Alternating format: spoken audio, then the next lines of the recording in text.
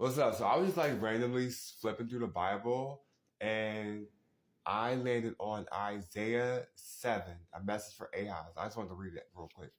It says, "This invasion will never happen. It will never take place. For Syria is no stronger than its capital, Damascus, and Damascus is no stronger than its king, Rezin. As for Israel, within 65 years it will be crushed and completely destroyed. Israel is no stronger than its capital, Samaria, and Samaria is no stronger than its king, Pekah, son of Remaliah. Unless your faith is firm, I cannot make you stand firm in the faith." Just for that whole "I cannot make you stand firm in the faith" thing really hitting home to me because like I've been dealing with a lot lately, low key personally in my own personal life, with like things that are just beyond. And in all honesty, this is like the firmest that I've stood in the faith ever. And I've been being tested. I've not even tested, I've just been being tried, Handy. I've been being tried. Okay. I still don't feel like I'm ready or like I don't know, like I feel like I have more faith in like you, the viewer, than I have faith in myself as it relates to this whole the God whose word is in this book thing. You know what I'm saying? But I'm gonna continue.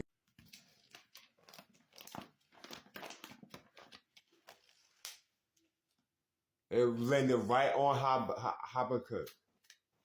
And it says, "How long, O Lord, must I call for help? But you do not listen. Violence is everywhere, I cry, but you do not come to save. Must I forever see these evil deeds? Why must I watch all this misery wherever I look? I see destruction and violence. I'm surrounded by people who love to argue and fight. The law has become paralyzed, and there is no justice in the courts. The wicked far outnumber the righteous, so that justice has become perverted." My bad. I was sitting here. I had got caught up in just actually like reading the word and just like what that means, just like my own personal situation, thinking about things that are beyond and all this other stuff. But I'm going to read a bit more of Habakkuk. I'm going to read Habakkuk 3, verses 2. I'm going to read the first part of his prayer. So it says, "I have heard all about you, Lord. I am filled with awe by your amazing works. In this time of our deep need, help us again as you did in years gone by. And in your anger, remember mercy." Okay, so can I like keep... Okay, I have been led to keep reading Habakkuk. So it says, "I see God moving across the deserts from Edom, the Holy One coming from Mount Paran. His brilliant splendor fills the heavens, and the earth is filled with his praise. His coming is as brilliant as the sunrise. Rays of light flash from his hands, where his awesome power is hidden. Pestilence marches before him, plague follows close behind. When he stops, the earth shakes. When he looks, the nations tremble. He shatters the everlasting mountains and levels the eternal hills. He is the Eternal One." It says, "I see the people of Kashan in distress and the nation of Midian trembling in terror. Was it in anger, Lord, that you struck the rivers and parted the sea? Were you displeased with them? No, you were sending your chariots of salvation. You brandished your bow and your quiver of arrows. You split open the earth with flowing rivers. The mountains watched and trembled. Onward swept the raging waters. The mighty deep cried out, lifting its hands to the Lord. The sun and moon stood still in the sky, and your brilliant arrows flew, and your glittering spear flashed. You marched across the land in anger and trampled the nations in your fury. You went out to rescue your chosen people, to save your anointed ones.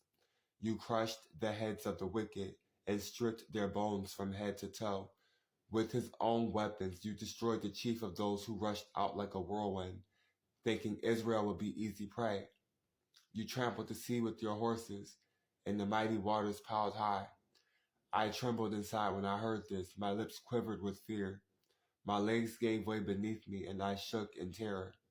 while I wait quietly for the coming day when disaster will strike the people who invade us. Even though the fig trees have no blossom, and there are no grapes on the vines, even though the olive crop fails, and the fields lie empty and barren, even though the flocks die in the fields, and the cattle barns are empty, yet I will rejoice in the Lord. I will be joyful in the God of my salvation. The sovereign Lord is my strength.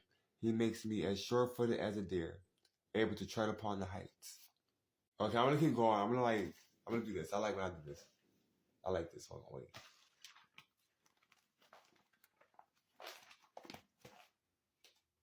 Ecclesiastes, Ecclesiastes 12. It says, "Don't let the excitement of youth cause you to forget your Creator.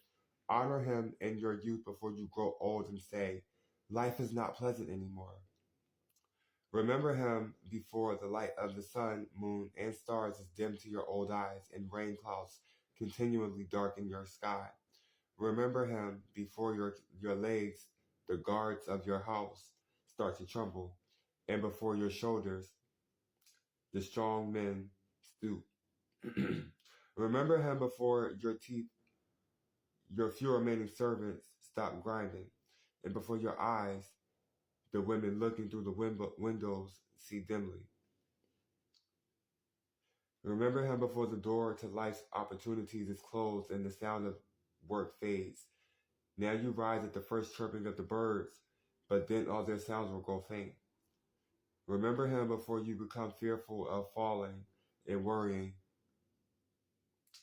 about danger in the streets. Before your hair turns white like an almond tree in bloom, and you drag along without energy. Like the dying grasshopper, and the caperberry no longer inspires sexual desire. Remember Him before you near the grave, your everlasting home, when the mourners will weep at your funeral.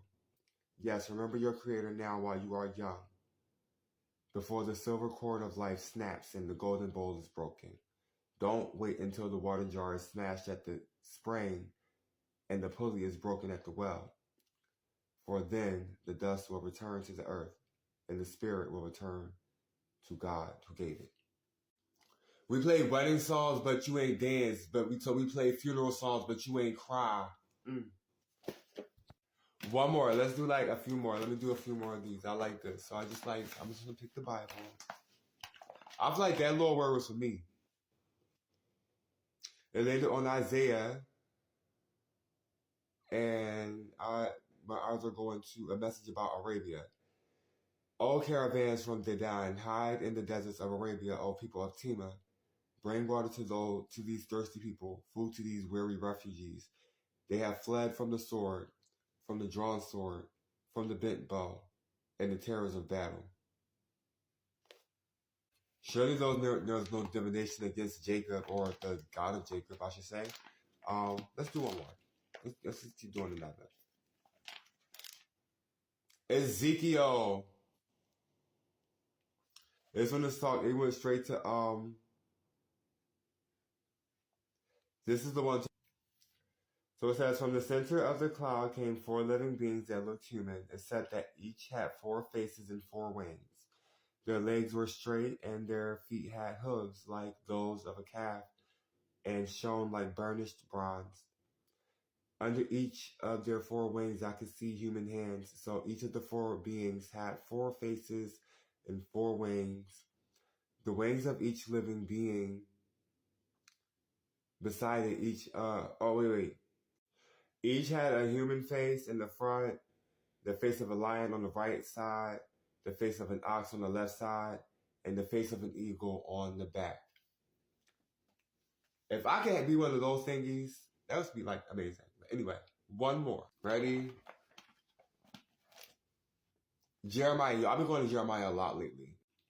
It says, from his earliest history, Moab has lived in peace, never going into exile. He is like wine that has been allowed to settle. He has not been poured from flask to flask, and he is now fragrant and smooth.